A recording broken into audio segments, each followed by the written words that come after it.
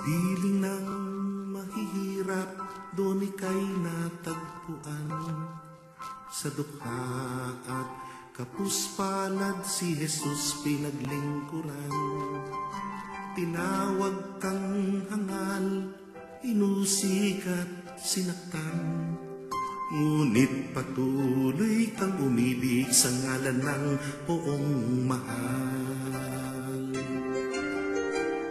San Juan de Dios, patron ng may sakit, ipamagitan mo kami sa amang nagmamahal.